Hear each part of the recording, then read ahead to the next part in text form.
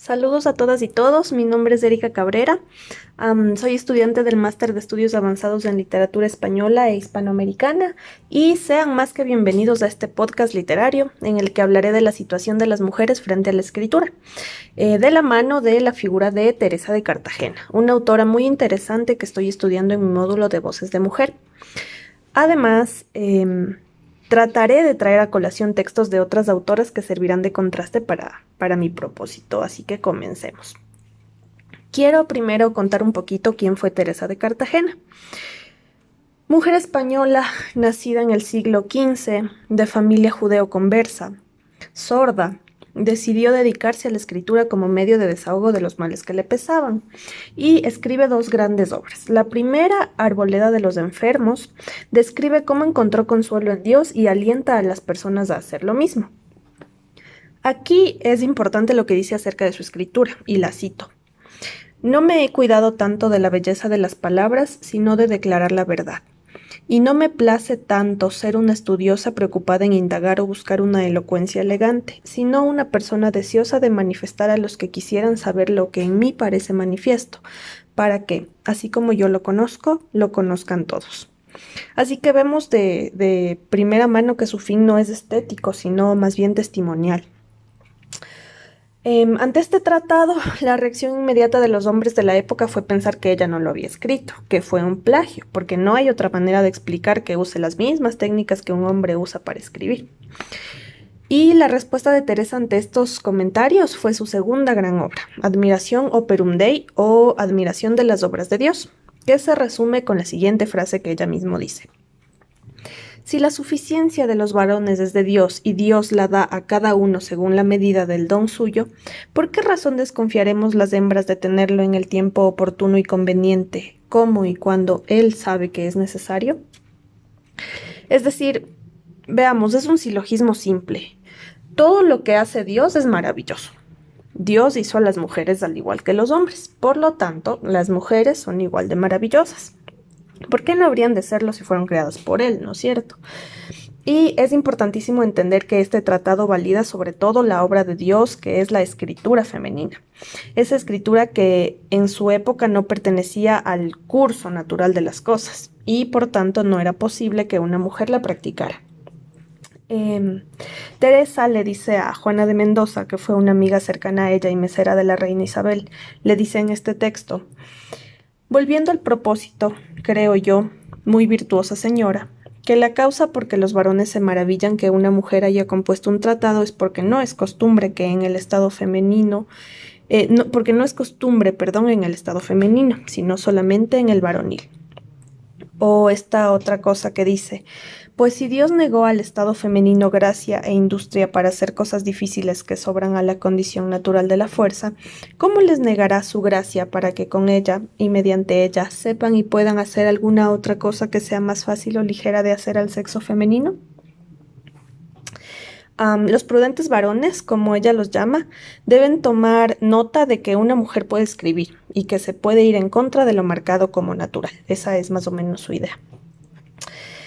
Respecto a esto hay una importante declaración que hace María del Mar Cortés Timoner, y es que Teresa de Cartagena quiso defender su autoridad como mujer para pensar y escribir sobre su significación en el mundo y la relación del humano con Dios. Nos dice que esta obra ofrece una bien estructurada defensa de la mujer como emisora del conocimiento experimentado de lo divino.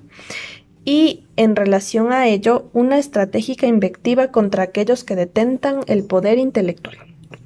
Y aquí veamos algo importante. La autora desafía a estas personas, a estos hombres intelectuales, pero con la máscara del respeto.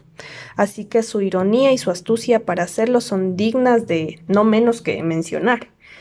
Y también es importante rescatar lo que dice María Milagros Rivera Garretas, y es que no debemos concentrarnos tanto en que ella es una autora mística, por todas las alusiones a Dios que hace, ¿no? Sino más bien entender estos textos como un punto de partida para referenciar otros acerca del tema de la escritura femenina, ¿ok? Bueno, voy a dejar estas ideas de Teresa de Cartagena hasta ahí para que las procesemos un poquito y las entendamos según el contexto en el que se encuentran. Ahora pasemos a hablar de otros textos importantes en la escritura de mujer. Hay un texto de 1405 que se llama La ciudad de las damas y está escrito por Christine de Pisan, italiana, en el que se habla de un lugar, digámoslo así, ideal, en el que las mujeres pueden expresarse como deseen, sin los impedimentos que normalmente se les impone. Es importante que para hablar de la mujer, Pisan se hace un análisis interno, tal como Teresa de Cartagena, e incluso llega a lamentarse de por qué la mujer es mala por naturaleza. Si tantos hombres ilustres lo decían, debía ser verdad. Y bueno, un rasgo que comparte con la autora anterior es mencionar a la mujer como ingenua o débil, pero pronto entenderemos que es una forma de disimular su crítica hacia los mismos prudentes varones. Y también cree que Dios no se equivocó al crear a la mujer, reforzando la idea de la complementariedad de los sexos que se tiene desde hace siglos. E incluso le da la capacidad de cuestionar lo que dicen los hombres. Dios defiende y protege a las mujeres que obran bien. Pero, y aquí la diferencia, ella sí hace una crítica mucho más directa.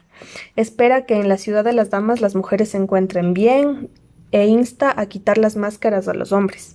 Y ojo aquí porque les da un espacio para ellas, una ciudad. Aquí pueden escribir. Luego quisiera mencionar a Sor Juana Inés de la Cruz, magnánima escritora mexicana, como todos ya sabemos, y su respuesta de la poetisa a la muy ilustre Sor Filotea de la Cruz, escrita en 1691, que en realidad no era una Sor Filotea, sino un obispo, al que ella recriminaba muchas cosas. Se iba contra el discurso patriarcal de la época, prácticamente, con mucha ironía, igual que Teresa de Cartagena. Le dice, y me librasteis a mí de mí, y de la sentencia que yo misma me daría, que forzada de mi propio conocimiento no pudiera ser menos que de condenación. Y vos le reservasteis, perdónenme mi pronunciación, a vuestra misericordia, porque me amáis más de lo que yo me puedo amar. Más que clara la situación. Asimismo, Inés Joyce Blake, una escritora y traductora española de la Ilustración muy poco conocida, escribe en 1798 un prólogo titulado Apología de las mujeres, en el que muestra lo indignada que está con el trato hacia las mujeres. Refuerza la declaración de que todas las almas son iguales, introduce algo innovador e importantísimo para las mujeres y dice, ¿por qué caer en el juego que los hombres hacen para ponernos en rivalidad la una a la otra? Una mujer acostumbrada a conocer su alma y su razón es amiga verdadera de sus amigas, disimulando sus defectos, pues ¿quién no lo tiene? Dura cosa es que viva nuestro sexo privado de la única satisfacción que hay en el mundo, que es la de una sincera amistad. Así que vemos un indicio de sororidad que ya se fue gestando desde Pisan. Joyce y Blake defiende la educación tal como Teresa de Cartagena y tal como las autoras que hemos visto hasta ahora. Bueno, para este punto no puedo dejar de mencionar a Virginia Woolf, brillante escritora británica de la que se ha dicho y aclamado muchísimas cosas. Ella escribe Un cuarto propio en 1929 con la idea de que las mujeres necesitan un cuarto con todas las necesidades cubiertas para poder dedicarse a la escritura. El cuarto, en realidad, es que se les debe proveer de unas buenas condiciones de vida para poder escribir. Entonces, ella imagina el destino de la hermana de Shakespeare, si es que hubiera tenido una hermana, con el mismo genio, la misma habilidad, la misma familia, pero con el trato que se les daba a las mujeres de la época sin tener acceso a educarse. Y dice que seguramente esta mujer se hubiese suicidado por la imposibilidad de cumplir su deseo de escribir. Y cito una parte de este texto, dice, una mujer nacida con un gran talento en el siglo XVI se hubiera enloquecido, se hubiera tirado un balazo o hubiera acabado sus días en una choza solitaria, fuera de la aldea, medio bruja, medio hechicera, burlada y temida. Virginia Woolf es igual de frontal que Joyce Blake. Le parece reprochable que no se sepa nada de las escritoras antes del siglo XVIII y en este periodo podemos incluir a escritores de la época de Teresa de Cartagena o a la propia Teresa de Cartagena incluso. Paso a los últimos dos textos a los que quiero hacer referencia. Uno de 1992 llamado Señoras y escrito por la argentina Angélica Gorodischer.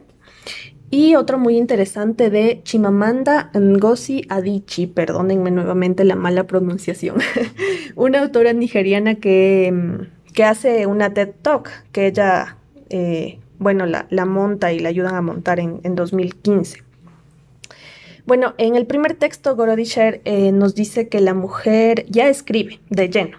Ya puede hacerlo sin necesidad de los menosprecios o disimulos que debían poner antes en sus textos, como nuevamente la menciono, debía poner Teresa. Proclama muy decididamente que las mujeres o las señoras deben escribir.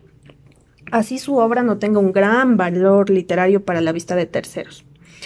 Ella dice, después de haber buscado datos de escritoras que se referencian en algunos textos, quizá la obra de muchas de ellas fue intrascendente. Quizá no valía la pena que figuraran en una historia de la literatura argentina, en una antología, en los libros de lectura.